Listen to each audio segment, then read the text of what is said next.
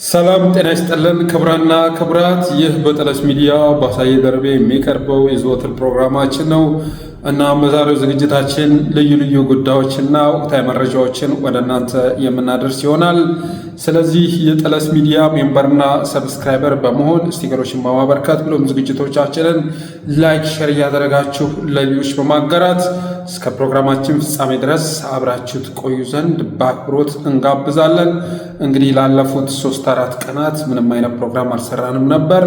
ይህም የሆነበት ምክንያት ሪፒቲሽን ሆነው ሁሉ ነገር ተመሳሳይነት ያለው ሆነና በየቀኑ ተመሳሳይ አጀንዳ እንደ ብልጽግና መቸክቸኩ ተገቢ ስላልሆነ እስኪ እረፍት እናድርግ በማለት ነው የጠፋ ነው እና በዚህ አጋጣሚም የጠፋችሁ ብላችሁ ለጠየቃችሁ ወገኖች አለን ምስጋና መግለጽ እንፈልጋለን። እስካሁን ድረስ የጠለስ ሚዲያ ሜምበርና ሰብስክራይበር የሆናችሁ ወገኖችንም እናመሰግናለን። ሌሎች ወገኖችም ፕሮግራማችንን ማየት ከመጀመራችሁ በፊት ሰብስክራይብ አድርጉ በማለት በቀጥታ ወደ ዕለቱ ፕሮግራም እናልፋለን።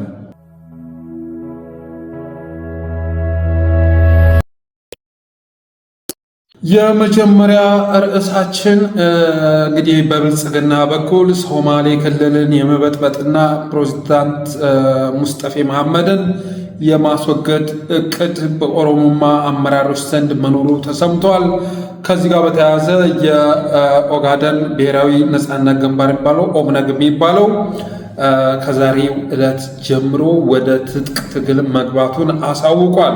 ትናንትና ለበዓል ባወጣው መግለጫ በዓሉ እንዳለፈ በቀጥታ ወደ ትጥቅ ትግል እንደሚገባ አሳውቋል። ለዚህ ምክንያቱ ወረራ እየተፈጸመብን ነው፣ ታሪካዊ ግዛቶቻችንን ተቀማን፣ ነፃነታችንን ተቀማን፣ ሀገራችንን ተቀማን፣ የተፈራረምነውም ስምምነት ተሽሮ ከበፊቱ በባሰ አረመኔ አምባገነን አገዛዝ መዳፍ ላይ ህዝባችን ስለወደቀ ከትጥቅ ትግል የሚሻል አማራጭ አላገኘንም። የሰላማዊ መንገድ በሮች ስለተዘጉ ወደ ቀድሞ የትጥቅ ትግል እንመለሳለን ብሏል። እንግዲህ ከኦብነግ ጀርባ የሙስጠፌ መሐመድ እጅ መኖሩም እየተነገረ ነው።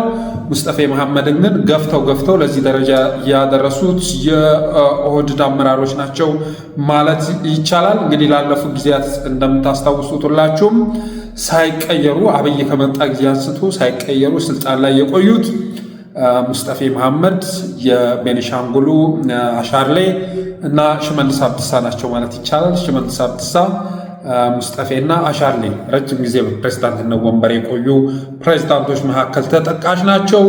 ትግራይ ወደ 4 ፕሬዝዳንት ቀይሯል። አማራ አሁን 5ኛውን እንትን ብሎ ወደ 6ኛው እየተሸጋገረ ነው። አቶ አረጋ ከበደ ምናልባትም በዚህ ሳምንት ውስጥ ይነሳል ተብሎ ይገመታል። በነገራችን ላይ በዚህ ጉዳይ ላይ ባለፈው መረጃ ደርሰናችሁ ነበረ። የአረጋ ከበደ ካቢኔ ስልጣን ሊለቅ መሆኑን ለአብይ አህመድ እኛ ክልሉን ማረጋጋት አልቻልንም፣ ክልሉን ቀርቶ ቤተሰባችንና ራሳችንን መጠበቅ ስላልቻል ይበቀናል ለሚል ጥያቄ አቅርበዋል የሚል መረጃ አድርሻችሁ ነበር። የዚህ መሰረት ባለፈው አርብ ቀን እንግዲህ 3ቱ ተወግደዋል፣ 3ቱ ተባረዋል ማለት ይቻላል። በተለይ ጸጥታ ላይ ያሉት ሰዎች ማለት ነው። ሌሎች ተተክተዋል። ስለዚህ በዚህ ጉዳይም ላይ ማደርሳችሁ መረጃ ይኖራል። የአረጋም ጉዳይ ያበቃለት ጉዳይ ነው እና የሆነ ሆኖ ቤኒሻንጉል ጉሙዝ፣ ኦሮሚያ እና ሶማሊያ ፕሬዝዳንት ሳይቀይሩ ረዥም ጊዜ የቆዩ ናቸው። ትግራይ፣ አማራ እና ጋምቤላ ክልል ደግሞ ሲቀየር ነበር ማለት ይቻላል። አሁን ላይ ግን ቀጣይ ተጠቂ ሙስጠፌ መሐመድ መሆኑን የደረሰ መረጃ ያመለክታል። ከታማኝ ምንጭ የደረሰ መረጃ ነው። ፕሬዝዳንት ሙስጠፌን ኦህዴዳዊ አገዛዝ ፊቱን አዙሮበታል፣ ጠምዶ ይዞታል የሚል መረጃ ደርሶናል። ለምን ሊያስወግዱት ፈለጉ በማለት ስንጠይቅ የተሰጠን መልስ እንደሚከተለው ነው። አንደኛው ምክንያት እንግዲህ የኦህዴድን ወይም የኦሮሞማን ፕሮጀክት እንደ ክልል እያስተገበረ ቢሆንም እንደ ሀገር ግን ማገዝ ባለበት ልክ እያገዘ አይደለም የሚል ቅሬታ ተነስቶበታል። ትናንት በትግራዩ ጦርነት ላይ አክቲቭሊ ሲያግዘን ነበረ። ጦር እስከ ማዝመት፣ ልዩ ኃይሉን እስከ ማዝመት የሚደርስ ሚና ሲወጣ ነበር። በፕሮፓጋንዳው ዘርፍም ተጠቃሽ ከሆኑ የክልል አመራሮች መካከል አንዱ ነበረ። አሁን ግን ከአማራዎች ጋር ወደ ጦርነት ስንገባ በሚገባው ልክ እያገዘን አይደለም። ከሱ ክልል የምንጠብቀውን የጸጥታ ኃይል እያዋጣ አይደለም፣ ድጋፍ እያደረገ አይደለም። ስለዚህ ራሱን ጠብቆ መንቀሳቀስ ጀምሯል። ስለዚህ የኦሮሞማን ፕሮጀክት እንደ ሀገር ለማስተግበር ስንሞክር በአዲስ አበባም በተለያዩ ጉዳዮች ላይ እያገዘን አይደለም የሚል ቅሬታ እንደተነሳበት ነው የመጀመሪያ መረጃ የሚያመለክተው። ሁለተኛ ከአፋር ጋር የነበረውን ግጭትና ጠብ በራሱ ለመፍታት መሞከሩ አልተወደደለትም። እንግዲህ የኦህዴዳዊው አገዛዝ ኦነጋዊው አገዛዝ ራሱን ብልጽግና በሚል የሚጠራው ማለት ነው አፋርና ሶማሌን ለማጣላት ሞክሮ ነበረ። ብዙ ደም የፈሰሰበት ግጭትም ተቀስቅሶ ነበር በቦታው ማለት ይቻላል። አሁን ላይ ግን የአፋሩ ሀጂ አወል አርባና ፕሬዚዳንት ሙስጠፌ ተነጋግረው በክልል መካከል ያለውን ችግር ፈተዋል እና ያንን ችግር በራሳቸው መንገድ መፍታታቸው አልተወደደም። እንግዲህ የኦህዴዳዊ አገዛዝ የሚፈልገው በክልሎች መካከል ሁሌ ልዩነት እንዲኖር ይፈልጋል። በአማራና በትግራይ መካከል፣ በሶማሌና በአፋር መካከል፣ በሶማሌና በኦሮሞ መካከል እንደዚህ አይነት መጠማመድ እንዲኖር ይፈልጋል። በዚህም መሰረት በአፋርና በሶማሌ መካከል ግጭት ቀስቅሶ ነበር፣ እንዲነሳ አድርጎ ነበር። ያንን ግጭት ግን አሁን ላይ ፕሬዚዳንት ሙስጠፌና ሀጂ አወል አርባ በራሳቸው መንገድ መፍታታቸው እንዳልተወደደ የደረሰ መረጃ ያመለክታል። ሌላ አይንሌክ የሆነ የጸጥታና የመንግስት መዋቅር እየገነባ ነው። ፕሬዚዳንት ሙስጠፌ ለሱ ታዛዥ የሆነ ታማኝ የሆነ መዋቅር፣ የጸጥታ መዋቅር፣ የመንግስት መዋቅር እየገነባ ነው እና ኤኒታይም ፕሬዚዳንት ሙስጠፌን ለመቀየር ስናስብ የሚቻል ላይሆን ይችላል። ከአብዲ ኢሌ በላይ ሊከብደን ይችላል የሚል ስጋት እንዳላቸው የደረሰ መረጃ ያመለክታል። የፌዴራል መንግስቱ ሌላ ምክንያት ማለት ነው የፌዴራል መንግስቱ ከሶማሌላንድም ሆነ ከሶማሊያ ሪፐብሊክ ጋር በሚፈጥረውም ሆነ በሚያበላሸው ግንኙነት ደስተኛ ያለመሆን አዝማሚያ አሳይቷል። እንግዲህ ሶማሌላንድ ጋር ተስማማ ሲባል ፕሬዚዳንት ሙስጠፌን ሊጠቀሙበት ሞክረው ነበረ። በነገራችን ላይ ሙስጠፌ መሐመድ ማለት የአብይ አህመድ ተላላኪ ከሆኑ አመራሮች አንዱ ነው። እስካሁን ባለው ሁኔታ ማለት ነው። እስካሁን ባለው ሁኔታ የአብይ አህመድ አገልጋይ ከነበሩ አመራሮች መካከል አንዱ ነው። አሁን ላይ ግን እነሱም ሲሄዱበት እሱም እያፈነገጠ ስለመጣ እንጂ ታዛዥ ከነበሩ ፕሬዚዳንቶች መካከል አንዱ ነው ማለት ይቻላል እና በሶማሌላንድ ጉዳይ ፖለቲካ ሲሰራ ነበረ እና ሙስጠፌ ሲቀባጥር ከከረመ በኋላ አብይ አህመድ እጥፍ ብሎ ሶማሊያ ጉያ ውስጥ ተሸረኮተ ማለት ነው። ከዛ ባለፈ በሶማሌና በሶማሌላንድ መካከል ግጭት ተቀስቅሶ በጣም በርካታ የጸጥታ ኃይል የረገፈበት ክስተት መስተናገዱ የሚረሳ አይደለም እና የፌዴራል መንግስቱ ከሶማሌላንድም ሆነ ከሶማሊያ ሪፐብሊክ ጋር በሚፈጥረውም በሚያበላሸውም ግንኙነት ደስተኛ ያለመሆን አዝማሚያ በማሳየቱ የተነሳ ነው እንደያዙት የሚል መረጃ ደርሶናል። ስለዚህ በእነዚህ ምክንያቶች የተነሳ ፕሬዚዳንት ሙስጠፌን ለማስወገድ ኦህዴዳዊ አገዛዝ ደፋ ቀና እያለ ነው። ይሁንና ፕሬዚዳንት ሙስጠፌ ደግሞ ይህንን በመዋቅሩ የተነሳ አሁን ላይ ያው የዜግነት ፖለቲካ አቀንቃኙም ጋር ግንኙነት አለው ሙስጠፌ። ከዚህ ባለፈም ኤርትራ ጋር ይገናኛል። በፕሮፌሰር መሐመድ ሐሰን በኩል በአንዳርጋቸው በኩል ኤርትራ ጋር ይገናኛል የሚል ክስ እየቀረበበት ይገኛል። ስለዚህ ቶሎ መወገድ አለበት የሚል ልምዳሜ ላይ እና አብይ አህመድ መድረሳቸውን የደረሰ መረጃ ያመለክታል። በአብይ የሚመራው ኦህዴዳዊ አገዛዝ ሙስጠፌን ለማስወገድ ምን እያደረገ ነው የሚለው ጉዳይ ላይ አጭር መረጃ ወደ እናንተ ሳደርስ፣ አንደኛ በተለያዩ ቦታዎች ላይ ግጭት እንዲነሳ እያደረጉ ነው። በግጭት የመጥመድ ሁኔታ አለ። ባለፈው ከሶማሌላንድ ጋር እንግዲህ ወደ ጦርነት ገብተው ከ70 በላይ የሶማሌ የጸጥታ ኃይሎች ረግፈዋል ነው የሚባለው። ያ ደግሞ የሙስጠፌ መሐመድ ጎሳ ነው ጥቃቱ የተፈጸመበት ማለት ነው። ከአፋርም ጋር በተመሳሳይ መልኩ አሁንም ሌላ ግጭት ለመቀስቀስ እየጣሩ መሆኑን የደረሰ መረጃ ያመለክታል። በሶማሊያ በሚንቀሳቀሱ ፓርቲዎች በኩል ፕሬዚዳንት ሙስጠፌን የማስወገዝ እና የመገዝገዝ ስራ እየተሰራ ነው። ለምሳሌ የሶማሌ ፌዴራሊስት ኮንግረስ የሚባለው ክልሉ በሙስና መበስበሱን በመግለጽ የፕሬዝዳንት ሙስጠፌ የቤተሰብ ሐረግ ወይም የዘር ሐረግ ያላቸው ሰዎች ወደ ስልጣን መምጣታቸውን በመግለጽ በክልሉ እየተደረገ ያለው ነገር የፌዴራል መንግስቱ ጣልቃ ገብቶ እንዳስቆመው ጥያቄ አቅርቧል። በከፍተኛ ሁኔታ የፕሬዝዳንት ሙስጠፌን አስተዳደር ወንጅሎታል። ሌሎችም በተመሳሳይ መልኩ በሶማሌ ክልል የሚንቀሳቀሱ ፓርቲዎች ሙስጠፌ ላይ እንነሱ እገዛ እና ድጋፍ እየተደረገላቸው መሆኑን መረጃዎች ያመለክታሉ። ሌላ በኦሮሞ ፓርቲዎች በኩል ጫና ውስጥ የሚከቱ ጥያቄዎችና ፍላጎቶች እየቀረቡ ነው ማለት ይቻላል።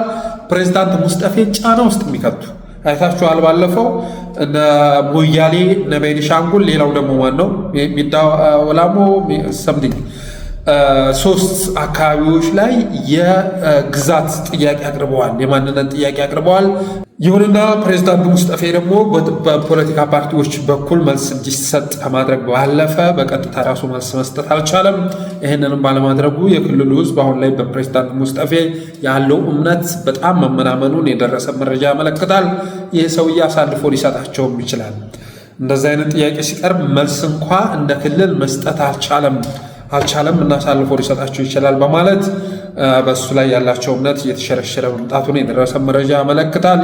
ሌላ ፕሮፓጋንዳ በከፍተኛ ሁኔታ እየተሰራበት ነው። እነ ኤርሚያስ ለገሰ እነ ሲሳይ አጌና አሁን ላይ ፕሬዝዳንት ሙስጠፌ ላይ እንዲዘምቱ ተልዕኮ ተሰጥቷቸዋል። የትናንቱን የነ ኤርሚያስን ፕሮግራም ብትመለከቱ ሙሉ ፕሮግራሙ ሙስጠፌ ላይ ነበረ ማለት ነው እና የሶማሌ ፌዴራሊስት ኮንግረስ ያወጣው መግለጫ ይዞ ፕሬዝዳንት ሙስጠፌ ላይ ሲዘምትበት ነበር። ኤርሚያስ ማለት አሁን ላይ የብልጽግና አፈቀላጤ ነው። እንደነሱ ስዩም ተሾመ ነው። እከሌን አጥቁ ሲባሉ ያጠቃሉ፣ ለከሌ ተከላከሉ ሲባሉ ይከላከላሉ፣ እከሌን አወድሱ ሲባሉ ያወድሳሉ፣ ውቀሱ ሲባሉ ይወቅሳሉ። ሲሳይ አጌና፣ ናትናኤል መኮንን፣ ስዩም ተሾመ፣ ጌትነት አልማው እና ኤርሚያስ ተመሳሳይ ትራክ ውስጥ ያሉ ሰዎች ናቸው። ተመሳሳይ ፔጅ ላይ ያሉ ሰዎች ናቸው። ስለዚህ ዘመቻ እንዲከፈትበት ተደርጓል። ከዚህ ጋር በተያያዘ እንግዲህ ፕሬዝዳንት ሙስጠፌም ራሱን ለመከላከል ጥረት እያደረገ መሆኑን መረጃዎች ያመለክታሉ። እንዳልኳችሁ ባለፈው የሶማሌ መሬቶች በሙሉ የመጠቅለል ጥያቄ ሲቀርብ 4 ፓርቲዎች መግለጫ እንዲያወጡ ያደረገው ሙስጠፌ ነው። በተመሳሳይ መልኩ ኦብነግ ላይ ለመቆመር ሲሞክሩ እና አብይ አህመድ መልእክት ልኮ ወደ ኬንያ ወደ ትጥቅ ትግል ግቡ፣ የኦሮሞ አገዛዝ ከእናንተ ባለፈ ከኦብነግ ባለፈ የሶማሌ ሕዝብም ላይ ክደት እየፈጸመ ስለሆነ ወደ ትጥቅ ትግል መግባት አለባችሁ በማለት እንግዲህ ያንን ያደረገው ፕሬዝዳንት ሙስጠፌ መሆኑ ተነግሯል። ይህም መረጃ እና አብይ አህመድ ጋር ደርሷል። ለዛ ብለው ዘመቻ እየከፈቱበት ያለው ልክ እነ ይልቃል ልዩ ኃይሉን ትጥቅ አስፈቱ ሲባሉ በትነው ፋኖ አደረጉት የሚል ግምገማ አላቸው። እንግዲህ እነ ሽመልስ እና አብይ አህመድ ማለት ነው። የአማራ ልዩ ኃይልን ትጥቅ ልናስፈታ ስናስብ እነ ዶክተር ይልቃል በትነው ፋኖ እንዲቀላቀል አደረጉት የሚል ግምገማ አላቸው። በተመሳሳይ መልኩ አሁንም ኦብነግን ወደ ትጥቅ ትግል እያስገባ ያለው ሙስጠፌ ነው የሚል ግምገማ ላይ ደርሰዋል። በአብዲ ኢሌ በኩልም አሁን ሙስጠፌን ለማጥቃት ጥረት እያደረጉ መሆኑን መረጃዎች ያመለክታሉ። አብዲ ኢሌ እንግዲህ ከዚህ በፊት በሙስጠፌ ሰለባ የተደረገ ፕሬዝዳንት ነው። አሁን ደግሞ በአብዲ ኢሌ በኩል የአብዲ ኢሌን ጎሳ ይዞ ሙስጠፌ ላይ ጥቃት ለመፈጸም ኦህዴዳዊ አገዛዝ እየተንቀሳቀሰ ነው። ከዚህ ባለፈ እንግዲህ ፕሬዝዳንት ሙስጠፌ የክልሉ መዋቅር አሁን ላይ በደንብ እያደራጀ መሆኑን የደረሰ መረጃ ያመለክታል። ኤኒታይም ሊያስወግዱት እንደሚችሉ ገብቶታል እና አብይ አህመድም መወገድ አለበት፣ የሰውዬ መወገድ አለበት። ረጅም ጊዜ ስልጣን ላይ በቆየ ቁጥር በምናመጣው ነገር ደስተኛ አይደለም። በኢትዮጵያ ደረጃ ቀርቶ በሶማሌ ደረጃ ኦሮሞ ያለውን ጥያቄ ኦህዴድ ያለውን ጥያቄ ማስመለስ የሚችል ሰው አይደለምና እሱን አስወግደን ሌላ ተላላኪ መተካት አለብን የሚል ግምገማ ላይ ደርሰዋል። ፕሬዝዳንት ሙስጠፌም ኦብነግን ከዛሬ ጀምሮ ወደ ትጥቅ ትግል እንደሚገባ እንግዲህ ገልጿል። ያንንም አክቲቬት ያደረገው ፕሬዝዳንት ሙስጠፌ ነው ተብሏል።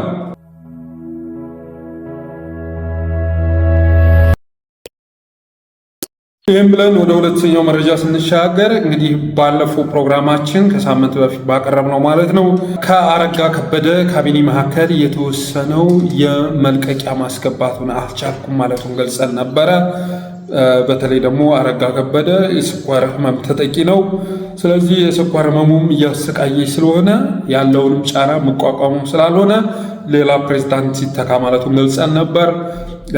በዚያም መሰረት እንግዲህ አብይ አህመድ 3 አመራሮችን አስወግዶ ሌላ 3 ተክቷል።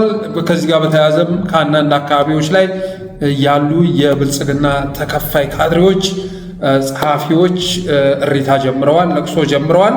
እና እንግዲህ ከሳምንት በፊት ጀነራል አበባው ባደረገው ስብሰባ እንደ ትግራይ ጥለናችሁ ነው የምንወጣው ማለቱ ተሰምቷል። ክልሉ ላይ ገብቶ ማለት ነው። በአማራ ክልል ከሁሉም ዞንና ወረዳዎች የተሰባሰቡ የብልጽግና አመራሮች በባህር ዳር ከተማ ሲመክሩ መቆየታቸው ይታወቃል። ስብሰባውን የመሩት አቶ አረጋ ከበደ፣ ጀነራል አበባው ታደሰና ጀነራል መሐመድ ተሰማ ሲሆኑ አበባው ታደሰ መከላከያ ሰራዊቱን ያስጨረሰው የወረዳና የዞን አመራር ለፋኖ መረጃ እያቀበለ ነው። በጋራ እቅድ አውጥተን ስንንቀሳቀስ ሰራዊታችን መንገድ ላይ የሚመታው እናንተ በምትሰጡት አቅጣጫ ነው። ከዚህ በኋላ ግን አመራሩን አንታገስም። ይህንን በሚያደርጉ አመራሮች ላይ ቀጥታ ወታደራዊ እርምጃ እንወስዳለን ሲል ማስፈራሪያ አዘል ማሳሰቢያ ሰጥቷል። መሐመድ ተሰማ በበኩሉ የሽንፈታችን ምክንያት እናንተ ናችሁ፣ የመጨረሻ ዕድል ነው የሰጠናችሁ ሲል አክሏል። የወረዳ አመራሮች ወደ የመጡበት ሲመለሱ የዞንና የክልል አመራሮች በጋራ ባደረጉት ስብሰባ እነዚህ ሁለት የጦር ጄኔራሎች እና የክልሉ ርዕሰ መስተዳድር አቶ አረጋ ከበደ መርተውታል ይላል ስብሰባውን። ይህ ስብሰባ ደግሞ ቀደም ባለው ጉባኤ የሚለየው ጄኔራል አበባው ታደሰ ሰራዊታችን ለእናንተ ስልጣን እስከ መቼ ነው የሚሞተው? አመራሮቹ በጎጥና በሰፈር ተከፋፍላችሁ ስትናታረቁ ሰራዊታችን በየቦታው እያለቀ ነው። በዚህ ከቀጠላችሁ ግን እንደ ትግራይ ጥለናችሁ ነው የምንወጣው። ፋኖች መጥተው ቦታውን ይቆጣጠሩታል። በዚያን ወቅት የት እንደምትገቡ እናያለን። አሁንም አንድ ድል ሰጥተናችኋል። ሁል ጊዜ እናንተ ማጀብና መጠበቅ ሰልችቶናል። ዛሬውኑ አጀባውን ብናነሳና ሜዳ ላይ በንበትናችሁ ፋኖ አንድ ቀን አያሳድራችሁም። ጨው ለራስ ስትል ጻፍት፣ አለዚያ ድንጋይ ነው ብሎ ይወረውራል ሲል በምሬት ተናግሯል። አቶ አረጋ ከበደ በበኩሉ የፖለቲካ እስረኞችን ፈተን የተናጠለ የተኩስ አቁም እንወጅ፣ ቀጥለን የሀገራዊ ምክክር ኮሚሽኑን እንጠቀምበት ሲል መፍትሄ ያለውን ጠቁሟል። በአማራ ክልል የብልጽግና ቅርንጫፍ ጽሕፈት ቤት ኃላፊ አቶ ርጋ ሲሳይ በበኩሉ መፍትሄው ነፍጥ ካነገበው አካል ጋር በግልጽ መደራደር ነው ማለቱም ተሰምቷል። ይህንኑ ስብሰባና ግምገማ ተከትሎ የክልሉ ሰላምና ጸጥታ ቢሮ ኃላፊ አቶ ደሳለኝ ጣሰው፣ የክልሉ ፖሊስ ኮሚሽን ኮሚሽነር ደስዬ ደጀንና የክልሉ ሚሊሻ ቢሮ ኃላፊን ጨምሮ ከወንበራቸው ተባረዋል። የተገፉበት ምክንያት ደግሞ ሶስቱ የቢሮ ኃላፊዎች የሚመሩት የጸጥታና የሚሊሻ ኃይል ህዝብን በግልጽ እየዘረፈ ነው። ሰው አግቶ ገንዘብ ይቀበላል፣ ሴቶችን ይደፍራል፣ የሃይማኖት ተቋማትን ሳይቀር እያረከሰ ነው። ይህ ደግሞ መከላከያን ተገን በማድረግ በመሆኑ ህዝቡ ጣቱን እየቀሰረ ያለው ወደ ሰራዊቱ ነው። ይህንን የቢሮ ኃላፊዎቹ ማስቆም አልቻሉም። ይባስ ብለው ራሳቸው ኃላፊዎቹ በሚሊሻና በጸጥታ ኃይል ስም ገንዘብ እየመዘበሩ ነው። ክልሉ ባለመረጋጋቱ ምክንያት የኦዲት ቁጥጥር ስለሌለ ይህን እንደ መልካም አጋጣሚ ተጠቅመው በሌብነት ስምራ ተሰማርተዋል ሲሉ ገምግመዋቸዋል። እነ አረጋ ከበደ ደግሞ ይህን ጦርነት የማስቆም አቅምና ችሎታ የላቸውም፣ ለጸጥታ የተመደበውን ገንዘብ ለብቻቸው ከቡድኖቻቸው ጋር እየመዘበሩ ነው የሚል ትችት ቀርቦባቸዋል። አቶ አረጋ ከበደ የሚመሩ ካቢኔያቸው በሁለት ጎራ ተቧድነው ውስጥ ለውስጥ ሲበላላ የቆየ ሲሆን አንዱ ቡድን የመንግስት ጥግ፣ ሌላው ደግሞ የጸጥታውን ተገን ይዞ ሲነታረክ መቆየቱ አይዘነጋም ይላል። እናም ባለፈው ሳምንት በተደረገው ሹምሽር የክልሉ ሰላምና ጸጥታ ቢሮ ኃላፊ አቶ ደሳለኝ ጣሰው ተነስቶ ዶክተር እሸቱ የሱፍ ተሹሟል። የክልሉ የፖሊስ ኮሚሽነር ደስዬ ደጀን ተነስቶ የጄኔራል አበባው ታደሰ የቅርብ ጓደኛ የፌዴራል ፖሊስ ኮሚሽን ኮሚሽነር ምክትል ኮሚሽነር የነበረው ዘላለም መንግስቴ ተተክቷል። ዘላለም መንግስቴ ምክትል ኮሚሽነር ጄኔራል ሆኖ የወንጀል ምርመራውን ዘርፍ ሲመራ መቆየቱ ይታወቃል።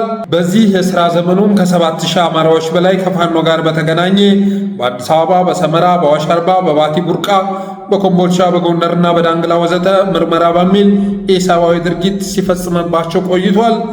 ለአብነትም የቀድሞው የኢንሳ ሰራተኛ ኢሳያስ በላይ በሰመራ ድብቅ እስር ቤት ውስጥ ተደብድቦ የተገደለው ዘላለም መንግስቴ በቀጥታ መመሪያ በሰጠው በኢንስፔክተር ተስፋዬ ኦላና ትዕዛዝ ነው። በቃሊቲ በአባ ሳሙኤልና በቅሊንጦ ማረሚያ ቤት ከ167 በላይ አሁን ወደ 170 ደርሰዋል የሚሆኑ የአማራ ምሁራን፣ የምክር ቤት አባላት፣ ጋዜጠኞች፣ ጠበቆች እና ባለሀብቶች የውሸት ክስ ተመስርቶባቸው ለ2 ዓመት ያህል በስር እየመቀቁ ያሉት ዘላለም መንግስቴ የሚመራው የወንጀል ምርመራ ቢሮ ስር ነው የሚል መረጃ ደርሶናል። እንግዲህ እንደ አጠቃላይ ዘላለም መንግስቴ ማለት በአዲስ አበባ ላይ ስፔሻሊ የኦሮሞማን የኦህዴድን ፍኖተ ካርታ ፕሮጀክት ተግባራዊ ያስደረገ ሰው ነው። በዓል በመጣ ቁጥር የኦህዴድ ፕሮጀክት ተግባራዊ ሊሆን በታሰበ ቁጥር የአማራ ተወላጅ የሆኑ የአዲስ አበባ ነዋሪዎችን በየእስር ቤቱ እያጎረ በአባ ሳሙኤል፣ በገላን፣ በቃሊቲ፣ በቂሊንጦ እና በሌሎች የማጎሪያ ጣቢያዎች ውስጥ እየጠቀጠቀ የኦሮሞማን ፕሮጀክት በታማኝነት ተግባራዊ ካስደረጉ ኮሚሽነሮች መካከል አንዱ ይሄ ሰው ነው እና ከአብይ አህመድ ጋር ተነጋግሮ አሁን አማራ ክልል ላይ ተመድቧል። አዲስ አበባ ላይ ያለውን አማራ እጅና እግሩን አስሬ ላስረክብኩ ሁሉ በክልሉ ያለውን አማራ ደግሞ በቀጣይ አስረክብሃለሁ ብሎ ዝቶ ወደ አማራ ክልል መግባቱን የደረሰ መረጃ ያመለክታል። እንግዲህ ባለፈው 3 የጸጥታ አመራሮች ተነስተዋል እና አረጋ ከበደ ደግሞ በዚህ ሳምንት ይነሳሉ ተብሎ ይታሰባል። እና ከዚህ የምትረዱት ነገር የአብይ ፕሮጀክት አማራ ክልል ላይ ፌል አድርጓል። በቃ አማራን አስገብራለሁ የሚለው ፕሮጀክቱ ፌል አድርጓል። የጸጥታ አመራሩ የተነሳው ጸጥታው መስራት ባለበት ልክ ስላልሰራ ነው፣ ስለተሸነፈ ነው፣ ስላልቻሉ ነው። በአግባቡ በተሰጣችሁ ጊዜ ውስጥ ፋኖን መታችሁ ክልሉን ማረጋጋት አልቻላችሁም፣ ክልሉን አረጋግታችሁ ለእኛ ማስረከብ አልቻላችሁም በሚል ምክንያት ነው እንግዲህ የተነሱት። በአማራ ክልል የትምህርቱ፣ የጤናው፣ የመስኖ፣ የመንገዱ ፕሮጀክት ሁሉ ተቋርጦ የካፒታል ኮስት የሚባለው ለሚኒሻ ማሰልጠኛ፣ ለአድማ በታኝ ማሰልጠኛ ቢውልም ያ ሁሉ በጀት ፈሶ ግን ፋኖን ማስከበር እንዳልተቻለ በግልጽ የሚያሳይ ነው። ከዚህ ጋር በተያያዘ እና ያለው መንበር ለቅሶ ጀምረዋል። የጎጃሙ ብአዴን የጎንደሩን ጠራርጎ አባረረው የሚል ለቅሶ ተጀምሯል።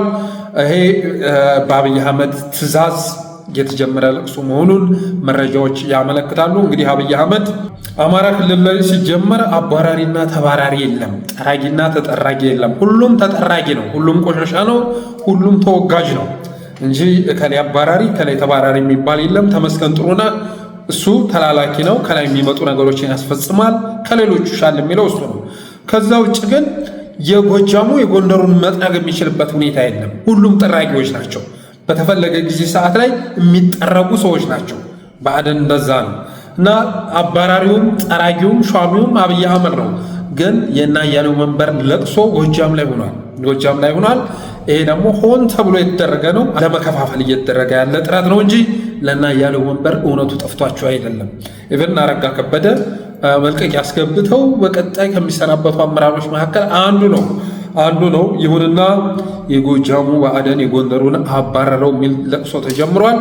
እኛ ግን የሚያሳስበን እንደ አማራ የጎጃሙ ብአዴን እንደዛ ማድረግ ከቻለ የወሎውን ለምን ሳይጠርገው ቀረ፣ የሸዋውን ለምን ሳይጠርገው ቀረ እንላለን። ብአዴን የጎንደር የለ፣ የጎጃም የለ፣ የወሎ የለ፣ የሸዋ የለ፣ የአማራ የለ፣ የኦህዴድ ነው። የኦህዴድን ተልኮ አስፈጻሚ ነው እና ከወሎ በርካታ አመራር ተሾሞ ባህር ዳር ላይ ቢቀመጥ የአማራንም የወሎንም ጥያቄ ያስመልስም። ከጎንደር ተሰባስቦ መጥቶ ቢቀመጥ የጎንደርን ጥያቄ ሊያስመልስ አይችልም። እና የራሳቸውን ጥቅም የአካባቢያቸውን ጥቅም አላረንም በቤተሰብ ደረጃ ሊያረጋግጡ ይችላሉ። ከዛ ውጭ ግን የሚጠቅሙት አካል ይኖራል ተብሎ አይታሰብም። እና ይሄ የብአዴን ድቃላ የሆነ በውጭ ሀገር ያለ እንዳያሌው መንበር ያሉ ልጆች ግን እነ ደስዬ ደጀን እና ይርጋ ሲሳይ ብር ሸለቆ ሂደው ስንት አድማ በታኝና ሚኒሻ እያሰለጠኑ ባለበት ሰዓት ላይ እንዴት ከስልጣናቸው ይባረራሉ? የገነቡት የጸጥታ ኃይል ላይ ብዙ እቅድ አላቸው፣ ግዙፍ ኃይል እየገነቡ ነው። እንዴት ያን ህልማቸውን ታከሽፉባቸዋላችሁ? በማለት ግልጽ የሆነ የብአዴን ድጋፍ ሲሰጡ ታይተዋል። ከዚህ ጋር በተያያዘ አብረዋቸው እያለቀሱ ያሉ ልጆች አሉ። እዛ አካባቢ ላይ ያው ይታወቃል። ይሄ ከቅማንት ከምን የተቀፈቀፈው ድቃላው ኃይል ለአማራ ያለው አመለካከት የሚታወቅ ነው። እና አሁን የናያሌው መንበር ጩኸት ቃል በቃል የሚለው ምንድን ነው? እና ደስዬ ደጀንና ይርጋ ሲሳይ ትልቅ የሆነ የጸጥታ ኃይል እየገነቡ ያለበት ሁኔታ ነው ያለው። ያ የጸጥታ ኃይል በጣም ተስፋ ሰጭ ነው። ስለዚህ እቅዳቸውን ተግባራዊ ሳያደርጉ ሊነሱ አይገባም የሚል ነው። እቅዳቸውን ተግባራዊ የሚያደርጉት ማን ላይ ነው? ፋኖ ላይ ማለት ነው። ፋኖን በማጥፋት ብዙ ስራ ለመስራት እቅድ ነበራቸው እና ፋኖን ሳያጠፉ እንዴት ቀርጥፈህ ትጥላቸዋለህ በማለት አብይ አህመድን ሲወቅሱ ታይተዋል። በዚህ አጋጣሚ ግን አብይ አህመድን ማመስገን ያስፈልጋል። እኔ አመሰግነዋለሁ አብይ አህመድን። የትኛውንም ባንዳ መጨረሻ ላይ የሚበቀልልን አብይ አህመድ እኮ ነው። እስካሁን ድረስ ለሱ ሲያለቀልቁ የነበሩትን መጨረሻ ላይ ጥርቅ እያደረገ በጠረባ የሚያነጥፈው ነገር እኔ በዛ ጉዳይ ላመሰግነው እወዳለሁ። አሁንም እነ ደስዬ ደጀንንና እነ ይርጋ ሲሳይን ስንት ሲስቱ እንዳልነበረ ባላሰቡት ሰዓት ላይ በጠረባ ጨርግዶ በመጣል በማዲያት አድርጓቸዋል።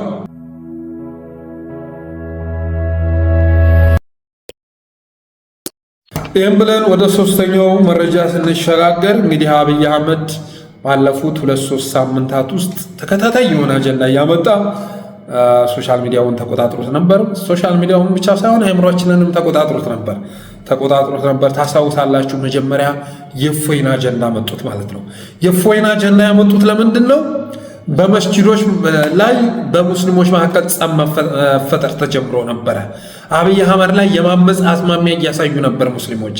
ስለዚህ የእፎይን ጉዳይ ወደ ሚዲያ አምጥተው በማጥለቅለቅ እነ እፎይን አሁንም ቢሆን በነገራቸው የፒፒ ኤጀንት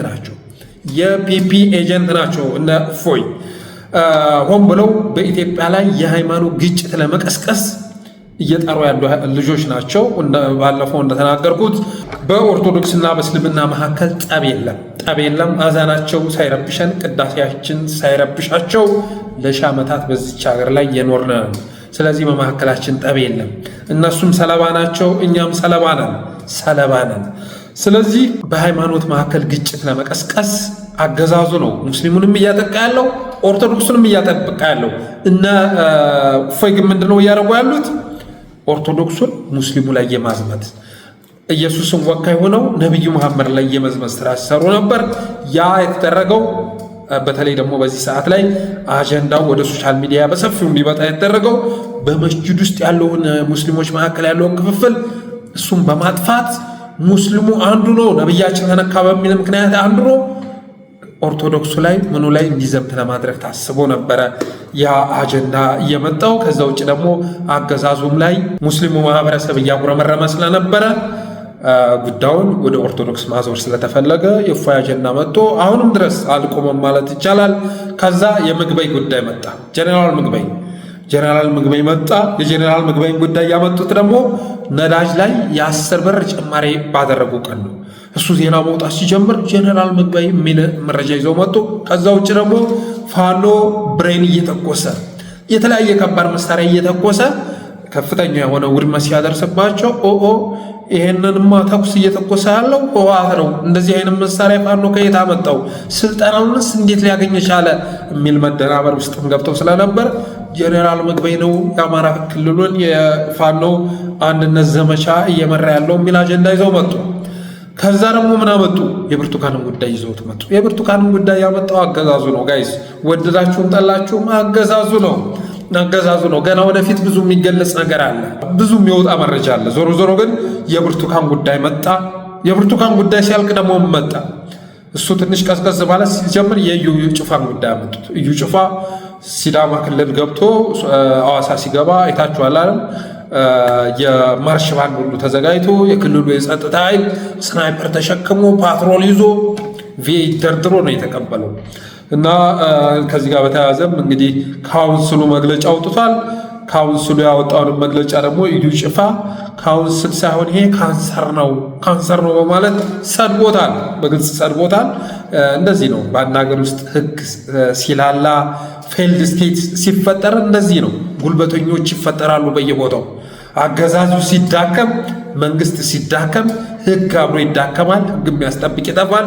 ስለዚህ በየሰፈሩ በሃይማኖት በምን ዋርሎርድ ይፈጠራሉ፣ የጎበዝ አለቆች በየቦታው ይፈጠራሉ።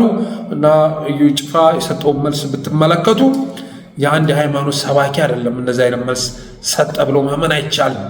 የአንድ የጦር መሪ የሚመስል ንግግር ነው ያደረገው። እና ወጥ እንጨት ይዘው እንዲቀበሉ ይፈለግ፣ ወጥ እንጨት ይዘው ነው እንዲቀበሉኝ የፈለግከው? እኔ እኮ በጣም ግዙፍ የሆነ ስብዕና ያለኝ ሰው እኮ ነኝ። ስንት አጋንንትን ማስወጣ ራስህን ማስወጣት ጀመርክ እንዴ? ከሰዎች ልብ ውስጥ እዩ ጩፋ ራስህን ማስወጣት ጀመርክ? አጋንንትን ማስወጣ በካልቾ እየጠለስኩ በጫማ ጥፊ እየጠበጠብኩ ማስወጣን ሰው እኔን መቀበል የተመደበው አጀባ ቢያንሰኝ እንጂ የሚበዛብኝ አይደለም የሚል መልስ ሰጥቷል። ይህንን አጀንዳ ያመጣው ብልጽግና ነው። ኦርቶዶክሱ ይንጫጫል ምናምን እንደዚህ አይነት ነገር ለመፍጠር ታስቦ ነው እየመጣ ያለው። እንግዲህ ደግሞ በቀጣይ ሳምንት ምን ያመጡ ይሆን አብረን የምናየው ይሆናል። የብርቱካን አጀንዳ ዛሬም ተጠናክሮ ቀጥሏል። እኛ ቅዳሜ ቀን የሚገርም ዘመቻ ከፍተናል። የሚገርም ዘመቻ ማለት ነው። በኢትዮጵያ ምድር ላይ አማራዎች ላይ የደረሰውን ግፍ የሚዘረዝር የሚያስታውስ የሚያስታውስ ሰለባዎችን፣ ሰማዕታትን የሚያወድስ እና አገዛዙን የሚከስ ዘመቻ ጀምረናል። ቅዳሜ ቀን አጥለቅልቀን ነበር ትዊተሩንም ፌስቡክንም ማለት ነው። አሳ ጎርጓሪ ዘንድ ያወጣል እንደሚባለው ብልጽግና አሳ ለመጎርጎር ሲሞክር፣ ደምቢዶሎ ላይ ለመቆመር ሲሞክር እያንዳንዱ መረጃ አውጥተን ዘርግፈንለታል። በዚህ መሰረት ቅዳሜ ቀን በኢትዮጵያ ደረጃ ከክልሉ ውጭ የሚኖረው አማራ የደረሰበትን እልቂት የሚያሳይ አንድ ባንድ እንደምታዩት በጣም በርካታ ፖስት ነው አውጥተን አስታውሰናል። በወለጋ የተፈጸመውን፣ በመተከል የተከሰተውን፣ በቡራዩ እና በሌሎችም የኦሮሚያ አካባቢዎች የተፈጸሙ ጭፍጨፋዎችን አስታውሰናል። በዛሬው ዕለት ደግሞ በክልሉ ውስጥ በአማራ ምድር ውስጥ በድሮን እና በብርሃኑ ጁላ ታጣቂ የተፈጸመውን ጭፍጨፋ የሚያስታውስ ዘመቻ ይኖረናል ዛሬ ማለት ነው። ነገ ደግሞ እገታን በተመለከተ በተለያዩ ቦታዎች አማራዎች ሲታገቱ ነበር። ገብረ ጉራቻ የሚባለው አካባቢ፣ አለዘሮ የሚባለው አካባቢ፣ ጓጽዮን ምናምን የመሳሰሉ ቦታዎች ላይ እንኳ በጣም በርካታ እገታ ተፈጽሟል። እኔ ባለፈው 25 እገታዎችን ጠቅሼ ፌስቡክ ላይ ለጥፌ ነበረ። ስለዚህ በነገው ዕለት ደግሞ በአብይ አህመድ አገዛዝ የተፈጸሙ እገታዎችን የሚያስታውስ ዘመቻ እንከፍታለን። እንግዲህ እገታው ደግሞ በሸኔ በሚባለው ኢመደበኛ ኃይል ብቻ ሳይሆን ፌዴራል ፖሊስ ራሱ እገታ ሲፈጽም ነበር። አማራዎች ላይ እስር አልነበረም እኮ ሲያካሄድ የነበረው እገታ ነው። አሁን በቃሊቲ ቅልንጦ፣ በተለያዩ የማጎሪያ ጣቢያዎች ወህኒ ቤቶች ያሉ አማራዎች በወንጀል ተጠርጥረው ሳይሆን ታግተው ነው ያሉት። ስለዚህ እነሱንም ያካተተ ዘመቻ ዛሬ የምንከፍት ይሆናል። ከዚህ በኋላ ከአብይ አህመድ የምንቀበለው አጀንዳ አይኖርም። እኛ የምንሰጠው እንጂ ማለት ነው። እኛ የምንሰጠው እንጂ የምንቀበለው አጀንዳ አይኖርም። አጀንዳ ባመጡ ቁጥር ደግሞ ልክ እንደዚህ እጥፍ አድርገን እንመልሰላችኋለን። እጥፍ አድርገን ማለት ነው። አማራ ላይ ምንም ጥፋት አልፈጸምንም፣ ምንም ወንጀል አልሰራንም፣ እጃችን ንጹህ ነው፣ አማራው ነው በውሸት እያመጣ ሲፈርጀን የነበረው፣ ሸኔ ምንም አይነት አማራ ላይ ጥቃት ፈጽሞ አያውቅም፣ እኛም ፈጽመን አናውቅም የሚል መልእክት ለማስተላለፍ እየሞከሩ አይደለም። እኛ ደግሞ የፈጸሙትን እናስታውሳችኋለን፣ የተናገሩትን እናስታውሳችኋለን። ባለፈው ሽመልስ አብዲሳ የተናገረውን ለጥፌ ከፍተኛ ጫጫታ ተፈጥሮ ነበረ። ባለፉት ዓመታት በክልላችን ውስጥ ሴቶች ብቻ አይደለም ወንዶች በሸኔ ተደፍረዋል። ሰው ተፈናቅሏል፣ ተገድሏል። ሽማግሌዎች፣ አባገዳዎች፣ ሕፃናት ተጨፍጭፈዋል። ያለፈው 4 ዓመት ይሄንን ያደረገው ይህ ኃይል ጥርሱን የነቀለበት አንዱ ሙያው ጸጥታ ኃይልን ማጥቃት ሳይሆን ንጹሐንን ማጥቃት። ሸኔ ሴቶችን ብቻ ሳይሆን ወንዶችንም ጭምር ይደፍራል በማለት የክልሉ ፕሬዝዳንት ሽመልስ አብዲሳ የተናገረው ነበር። እንግዲህ እርስ በርስ ደግሞ ሽኩቻ ሲፈጠር ይመጡና ሚዲያ ላይ ዝርግፍ አድርገውት ይሄዳሉ። እንደምታውቁት ሽመልስ ደግሞ በእነዚህ አይነት ነገር ላይ ታዋቂ ሰው ነው። የልቡን አምጥቶ ዘርግፍ አድርጎ ነው የሚመለሰው። እና ሸኔ ሴት ብቻ አይደለም ወንድ ይደፍራል፣ በርካታ ንጹሐን ጨፍጭፏል በማለት በራሱ አንደበት የተናገረውን አምጥተን ለጥፈን አንገታቸውን እንዲደፉ አድርገናቸዋል። ወደፊትም ይህንን ማድረጋችንን አጠናክረን እንቀጥላለን። አሁን እነሱ ሸኔ ጋር እየተደራደሩ ስለሆነ ከጃልመሮ ጋር አይደለም ከሌሎች አካባቢዎች ላይ ከሚንቀሳቀሱ የሸኔ አመራሮች ጋር እየተነጋገሩ ስለሆነ እስካሁን ድረስ የፈጸመውን ወንጀል ማጣፋት ፈልገዋል። ማጣፋት ስለፈለጉ ነው አሁን ላይ ይህንን አጀንዳ ወደ ሶሻል ሚዲያ ያመጡት።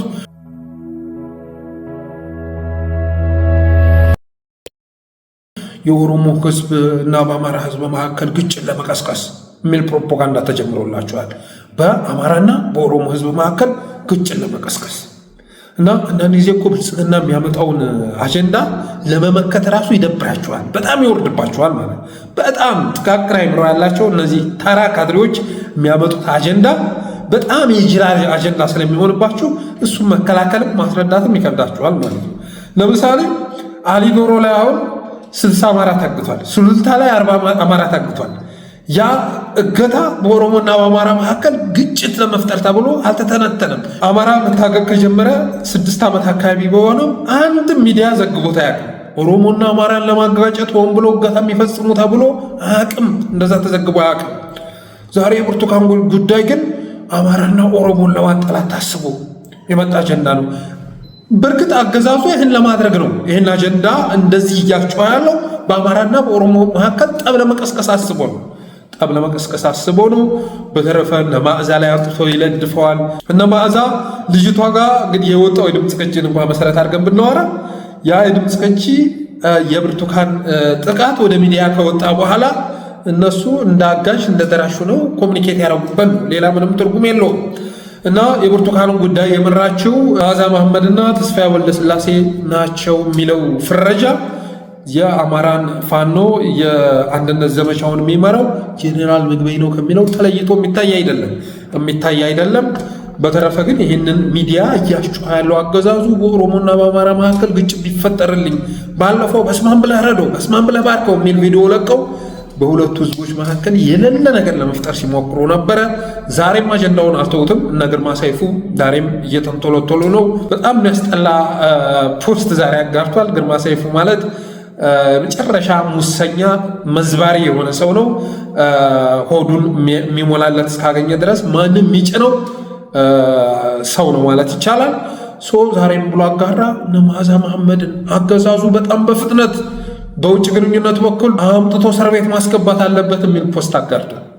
እነዚህ ኢዜማ ላይ ያሉ ሰዎች እኮ ምን አይነት ደናቁርት እንደተሰባሰቡ እግዚአብሔር ይወቅ። ምን አይነት ደናቁርት አስባችሁታል? የኢትዮጵያን ህዝብ ማሳመን ያልቻለ ኮንስፓይሬሲ የጠነሰሰው አገዛዝ አሜሪካኖችን አሳምኖ እነ መዓዛን ይዟቸው ሲመጣ ማለት ነው። ሲመጣ አስባችሁታል? እና ግርማ ሰይፉ ዛሬ እንደዚህ አይነት ፖስት አጋርቷል። ኢትዮጵያ ውስጥ ያሉትን አማራዎች ሲያሳስሩ መክረማቸው አንሶ እነ ብርሃኑ ነጋና ግርማ ሰይፉ ትንሽ ከተሰወረች 40 ምናምን ቀን አልፏታል። የኢዜማ አባልና አመራር ነበረች። 45 ቀን አልፏታል። ያሳስሯት እነሱ ናቸው ያሳስሯት። የት እንዳለች አልታወቀም። መሰረት ሚዲያ ትናንት አውጥቶ መረጃውን ለጥፎታል። እና እነ ግርማ ሰይፉ ይሄን ማድረጋችሁ አልበቃ ብሎ መንግስት እባክህ እነ ተስፋዬ ወልደስላሴና መዓዛን አምጣና እሰር የሚል ምክር ሲሰጡ ተሰምተዋል። በሌላ መልኩ ግን አብይ አህመድ እንኳን አይደለም እነ መዓዛን ከአሜሪካ አምጦ ሊያሳስር ቀርቶ ማርኮ ሮቢዮ ደውሎለት ነበረ። ባለፈው ሳምንት ደውሎለት ነበር። አብይ አህመድ ጋር ተነጋግሮ ነበር።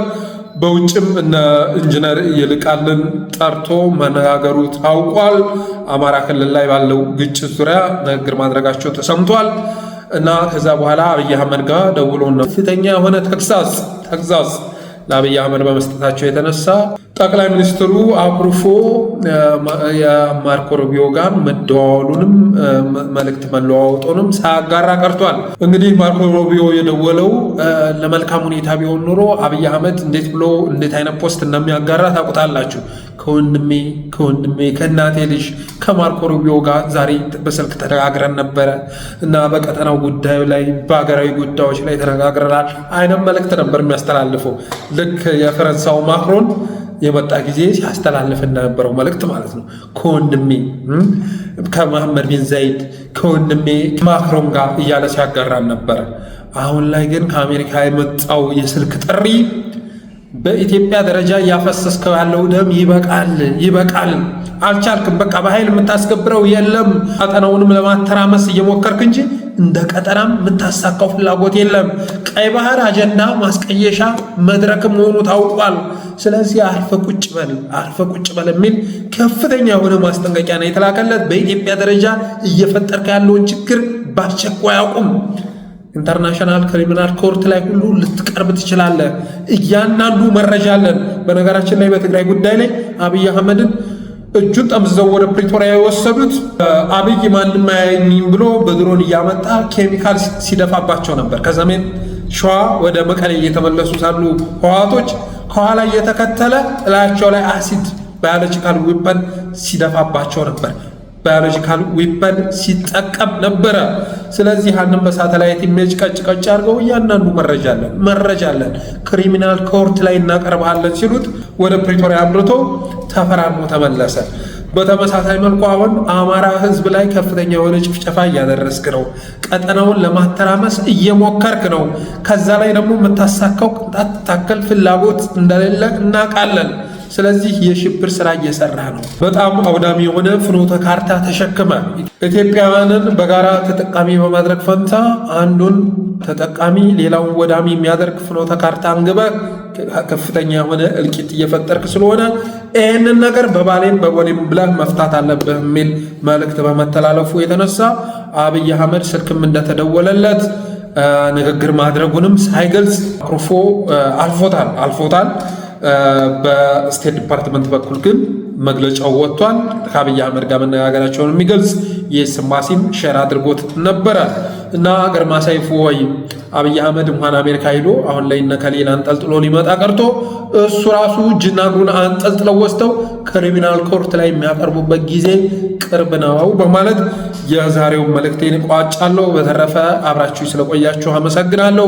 የጠለስ ሚዲያ ሜምበርና ሰብስክራይበር በመሆን ስቲከሮችን በማበርከት ብሎም ዝግጅቶቻችንን ላይክ፣ ሼር እያደረጋችሁ ለሌሎች በማጋራት ሚዲያችንን አበረታቱ። ላለሁ አመሰግናለሁ።